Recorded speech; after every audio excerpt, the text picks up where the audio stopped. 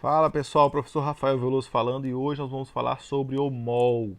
Gente, mol não é a molécula, tá? Não é a simplificação da palavrinha molécula, tá? Mol é uma coisa, molécula é outra. O que é um mol? O mol parece muito com a dúzia, porque a dúzia são 12 unidades. Eu posso ter uma dúzia de sapatos, que aí eu vou ter 12 sapatos. E eu posso ter uma dúzia de bananas, que eu vou ter 12 bananas, tá?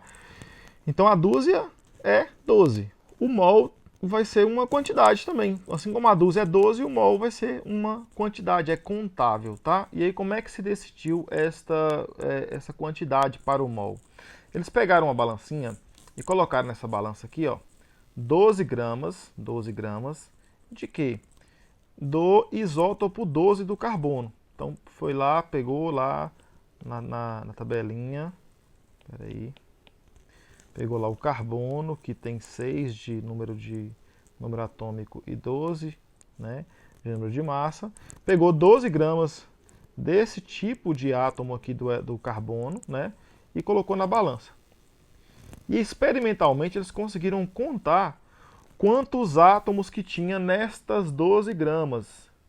Eles conseguiram calcular quantos átomos que tinha nessas 12 gramas.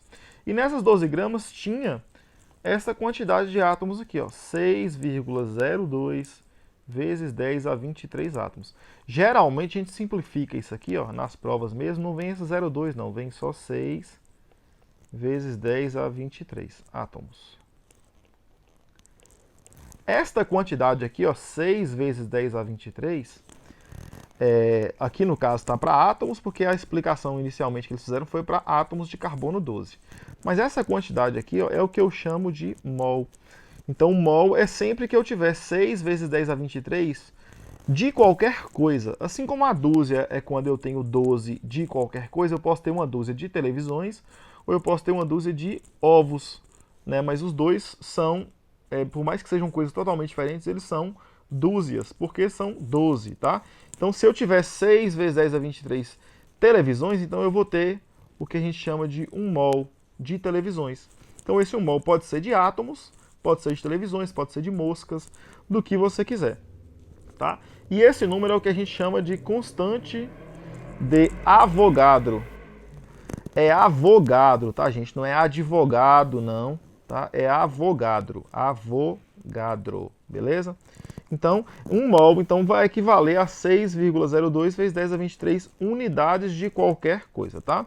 Então, é só para deixar claro, o mol ele é associado a uma quantidade contável de unidades. Então, ele pode ser, eu posso ter 1 mol de moléculas se eu tiver 6 vezes 10 a 23 moléculas.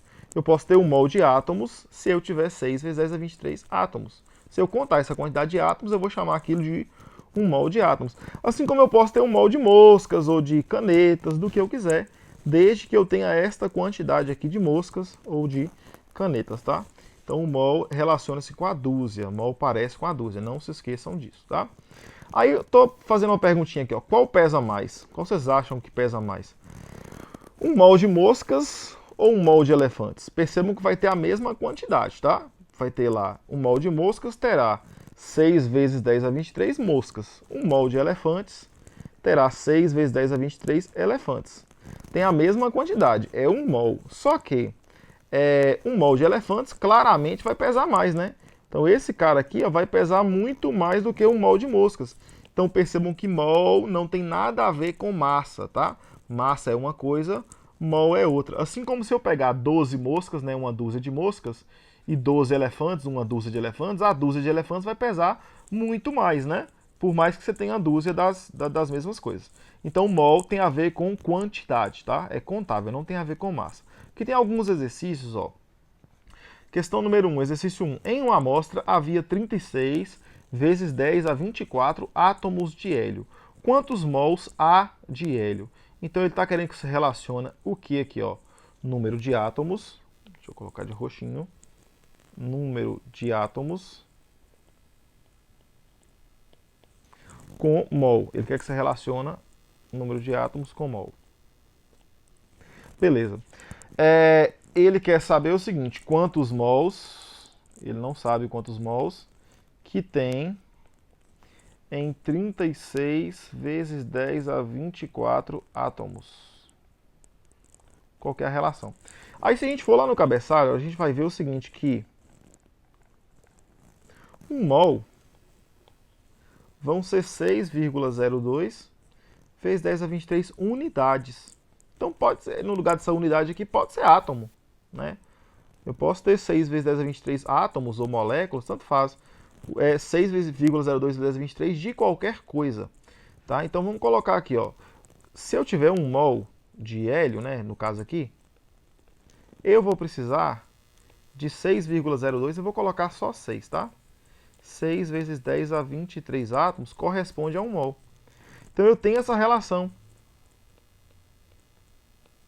Ó, se 6 vezes 10 a 23 é 1 mol, 36 vezes 10 a 23 vai ser x mols. Então eu coloco um x aqui e aí eu vou montar uma regrinha de 3, né?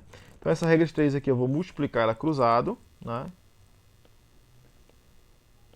Aí vai ficar assim, ó.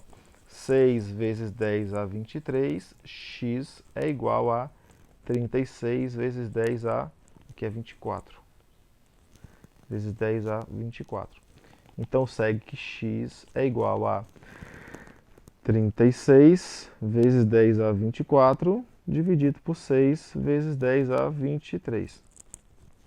Então esse 23 aqui, ó, corta com o 24 e fica 1 apenas.